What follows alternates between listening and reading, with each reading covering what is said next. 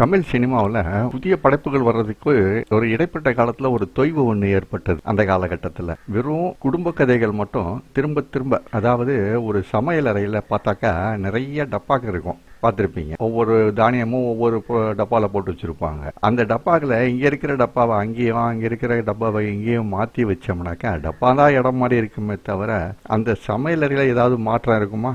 அது போலத்தான் சொன்ன கதையிலேயே திரும்ப திரும்ப சொல்லி கொண்டிருந்தாங்க அந்த காலகட்டத்தில். அந்த நேரத்தில் பெரிய வித்தியாசமான சிந்தனைகள் எதுவும் வரல. சரி, குடும்ப கதைக்கு தான் சொதப்புது அப்படின்னுட்டு வரலாற்று கதைகளுக்கு போனோம்னாக்கா எத்தனை வரலாற்று கதைகளை இவங்க உண்மையோட சொல்ல முடியும்? வரலாற்று கதை அப்படிங்கிற பேர்ல இவங்க பல புனைவுகளை படமாக்கிட்டு இருந்தாங்க. இதையும் தாண்டி இருக்கவே இருக்கு பக்தி படங்கள். பக்தி கதைகள் என்ன வேணாலும் சொல்லலாம். மக்களுக்கு ஒரு பக்தி படம்னாக்கா அதையும் ஒரு சந்தோஷத்தோட பார்த்துக்கிடுவாங்க. இது ரெண்டையும் விட்டாக்கா இருக்கவே இருக்கு இந்தி படங்கள், தெலுங்கு படங்கள். அதுல இருந்து அந்த கதைகளை டப்பிங் பண்றது அல்லது ரீமேக் பண்றது, இப்படி காலத்தை ஓட்டிக்கிட்டு இருந்தாங்க. ஏன்னா சொந்தமா இவங்களுக்கு உருவாக்க கதை இல்லை. அந்த காலகட்டத்தில் இன்னொரு விஷயத்தை கவனிக்கணும். இந்த சினிமா துறையில் இருக்கிறவங்க புதுசா யாரையும் உள்ள நுழைய விட மாட்டாங்க. ஏன்னா இவங்க இடம் போயிடுன்னு. இவங்களாலையும் உருப்படியா எதுவும் செய்ய முடியாது. அது மாதிரியான ஒரு சூழல் அந்த நேரம்.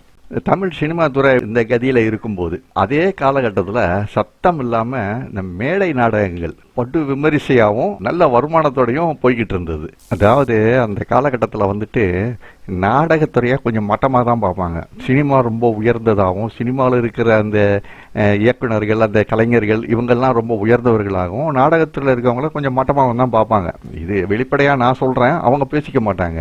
இப்படி இருந்த சூழலில் இவங்களுக்கு ஏற்பட்ட கதை பஞ்சம் காரணத்தினால வேற வழி இல்லாம இப்போ நாடகத்துறையை போய் அணுகுறாங்க. மேடை நாடகங்களுடைய உதவி அப்படிங்கிற கைத்தடியை ஊன்றி சில காலம் தமிழ் திரையுலகம் மெல்ல எட்டு வச்சு நடக்க பழகிக்கிட்டு இருந்தது. இந்த சூழல்ல சில ஜாம்பவான்கள் சொல்லலாம் கட்டாயமா தமிழ் திரையுலகில் மெல்ல நுழைகிறாங்க. இவங்களுடைய படைப்பு வெளிவர துவங்கியதான் ஒட்டுமொத்த இந்திய சினிமாவும் கோலிவுட் பக்கம் திரும்பி பார்க்க ஆரம்பிச்சது. இந்த ஜாம்பவான்களும் அவ்வளவு சுலபமா திரையுலகுக்குள்ள நுழைஞ்சிட முடியல. அவங்களும் பல காலம் கஷ்டப்பட்டு சோத்துக்கு வழி இல்லாம இருந்து அலைஞ்சு திரிஞ்சு அப்படி நுழைஞ்சவங்கன்னா. ஏன்னா அந்த நேரத்துல நாங்க தான் பெரிய இயக்குனர்கள், நாங்க தான் பெரிய டெக்னீஷியன்கள் அப்படின்னு சொல்லி சில தலைகள், நான் பேர் சொல்ல விரும்பல, அவங்க இருந்தாங்க.